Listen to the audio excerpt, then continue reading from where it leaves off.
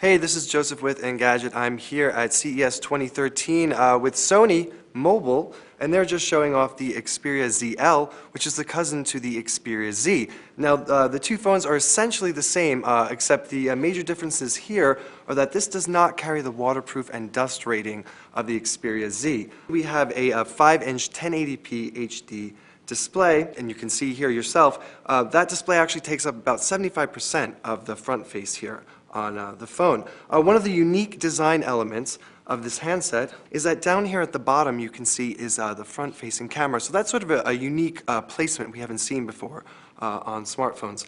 Inside there is a 1.5 gigahertz Qualcomm Snapdragon S4 Pro processor, which is exactly the same as the Xperia Z. So don't think you're getting gypped if you opt for the Xperia ZL. But it does miss out on that omni-balanced design. So here you can see this is the particular white version. It will also come in black. It doesn't have that sort of like all-over symmetry with the black and sort of the reflections. This has a nice contoured back. It's a soft touch plastic. And you can see over here we have a port. This is an MHL micro USB. And then if we turn it over to the side over here, you can see here is the volume rocker. In the middle you have this circular power button that going forward we were told all Sony mobile phones on the Xperia line will be carrying. And then down here is the sort of notable addition to the Xperia ZL is a dedicated camera button that the Xperia Z actually does not feature. And once again, just like on all the latest Xperia phones, if you hold, it will do that sort of very fast launch for the camera. All right, and then around back, you can see up here is the 13 megapixel camera featuring the Exmor RS sensor, which is a bump up from the Exmor R. And this actually provides HDR for 1080p video, which is also something new for phones right now. And then down here at the bottom is a sort of a covered flap that you can just pop open. And you can see that's where you'll put in your micro SD and the SIM card slot.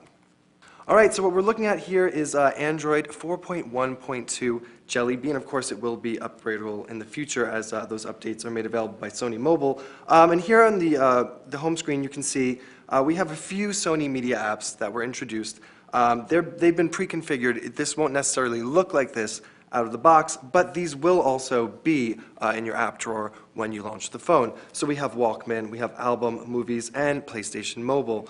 Going inside into the app drawer, you'll see quite a few more like Play Memories Online. There's also a remote control app. This does feature the infrared, so you can go ahead with any Sony compatible TV and use this as your remote control. One other major addition to this is the camera software. Sony now features something called Superior Auto, which is on by default, and when you're sort of moving the camera around, it can detect the different situations. So if it's low light, it will automatically alert you to that and swap into that mode.